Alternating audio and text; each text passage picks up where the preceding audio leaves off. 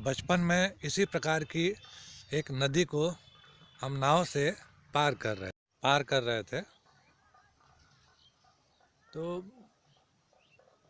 हमारा एक स्वभाव था उस समय कि जब भी हम यात्रा कर रहे होते थे तो बिस्कुट के कुछ पैकेट अपने पास रख लिया करते थे। और जब हम छोटे थे तो हमको गुड्डे बिस्कुट बहुत अच्छा लगता था और अपना यात्रा करते रहते थे। जब भी यात्रा में कहीं बस रुक गई, गाड़ी रुक गई तो बिस्कुट खाते थे, बड़ा अच्छा लगता था।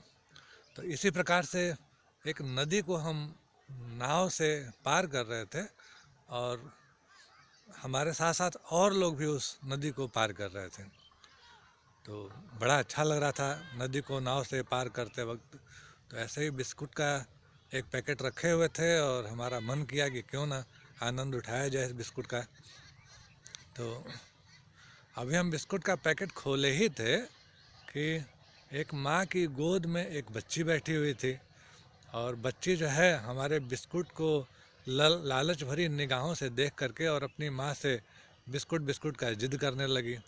उसकी माँ गुस्सा हुई और जो है गुस्से में एक झापड़ अपने बच्ची को मार दी और बच्ची रोने लगी। और उसी समय हमारी संवेदना जग गई। तो हमारे पास बिस्कुट के 2-3 पैकेट थे और सारे पैकेट लिए और उस बच्ची को दे दिए और बच्ची एकदम खुश हो गई। और लगभग 15-20 मिनट की नाव की वो यात्रा थी और वो बच्ची खुशी खुशी उस बिस्कुट के पैकेट को एंजॉय कर रही थी, आनंद ले रही थी उस बिस्कुट का। और जब नाव पर से हम लोग उतर गए तो कुछ दूर पैदल भी चल रहे थे। तो वो जो माँ थी आशीर्वाद दी हमें। और क्या आशीर्वाद दी कि आपको खूब पढ़ी लिखी, सुशील, अच्छे स्वभाव वाली और नौकरी करने वाली पत्नी मिलेगी आपको। और आने वाले कुछ वर्षों बाद ऐसा ही हुआ।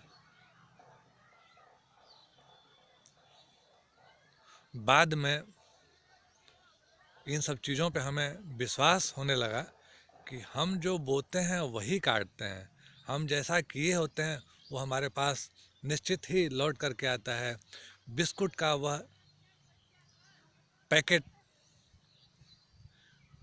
एक पढ़ी लिखी, सुंदर, सुशील और वास्तव में नौकरी करने वाली पत्नी हमें मिली। तो हम चाह करके भी उनको, उस महिला को, उस बच्ची को खोज नहीं सकते कि हम उनको धन्यवाद करें। लेकिन हमें ऐसा महसूस होता है, अब महसूस होता है कि अपने जीवन में हम जो आशीर्वाद इकट्ठा करते हैं लोगों का, वह निश्चित ही हम लोगों के काम आता है। आप हमारे ईश्वरीय अनुकंपा चैनल को लगातार देखते रहें, इसी तरह से हम कुछ न कुछ बताते रहेंगे। आप लोगों का बहुत बहुत धन्यवाद।